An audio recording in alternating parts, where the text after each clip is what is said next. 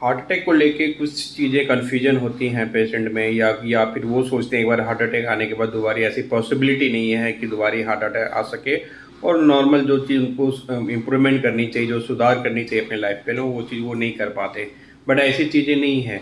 अगर आप चीज़ों मेडिसिन के साथ साथ अगर आप अपनी लाइफस्टाइल को अच्छे नहीं कर पाते हो तो ये पॉसिबिलिटी बनी रहती है। लोग पेशेंट जो वो क्वेश्चन करते हैं, सर अगर ये हार्ट अटैक हमें कितना बार हो सकता है या कितने टाइम हो सकता है। बट इसकी ये सारे डिपेंड करते हैं अभी लाइफस्टाइल कैसी है। अभी के टाइम में दिन पे दिन आप देख रहे हो कि हार्ट की केसेस काफ़ी इंक्रीज कर रही है। खासकर जो यंग जनरेशन वाले हैं, अब कह लो 35+ वाले, आइदर मेल हो या फीमेल हो, दोनों में पॉसिबिलिटी उतनी है। पहले फीमेल में क्या था, नॉर्मल एक स्टैंडर्ड एज है जो 45 मेल के बाद हार्ट अटैक आते थे और फीमेल में 55 एज के बाद। बट अभी ऐसा देखा जा रहा है 35 एज टू 40 के रेंज में जो फीमेल है उनको भी हार्ट अटैक की पॉसिबिलिटी या उनकी हार्ट अटैक की चीज़ें हो रही है। तो बात रही कि आप अपनी लाइफस्टाइल को कैसे फॉलो करते हैं, उस पर ये डिपेंड करती है सारी चीज़ें।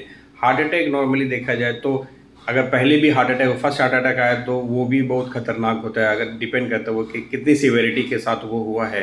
नॉर्मली कहा जाए तो 3 से 4 बार जो हार्ट अटैक होने की पॉसिबिलिटी आपकी होती है। जो जॉन हॉपकिंस की जो स्टडी है यूएस में, उसमें ऐसा पाया गया है कि एटलीस्ट मैक्सिमम 3 हार्ट अटैक आपकी पॉसिबिलिटी बनी है कि 3 हार्ट अटैक आपको हो सकते हैं। बट जो थर्ड हार्ट अटैक होगी वो काफ़ी सीवियरिटी होगी, जिसे मतलब अनब्रेवेबल कंडीशन होता है। ये चीज़ें अब इस हार्ट अटैक से बचने के लिए या चीज़ों को कैसे कर रहे हैं या कम करने के लिए, हम ये हमारे पर डिपेंड करता है हम अपनी लाइफस्टाइल को कैसे फॉलो करें।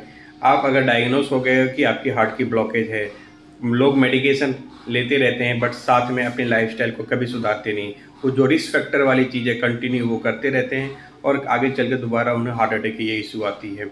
इसलिए अगर जो भी हार्ट ब्लॉकेज वाले पेशेंट हैं, मेडिसिन के साथ साथ अपनी लाइफस्टाइल को बिल्कुल अपनी उसको सुधारें और अपने जो रिस्क फैक्टर है उसको कम करें साथ में। इसलिए हमारे ओ+ हार्ट सेंटर जो हमारे, जहाँ पे हम नॉन इन्वेसिव ईसीपी ट्रीटमेंट देते हैं, इससे काफ़ी हम मोर देन 70% कह लें कि हार्ट अटैक और इसको कम करते हैं। साथ में उसकी लाइफस्टाइल मॉडिफिकेशन करते हैं ताकि मैक्सिमम चांसेस आपको हार्ट अटैक ना हो।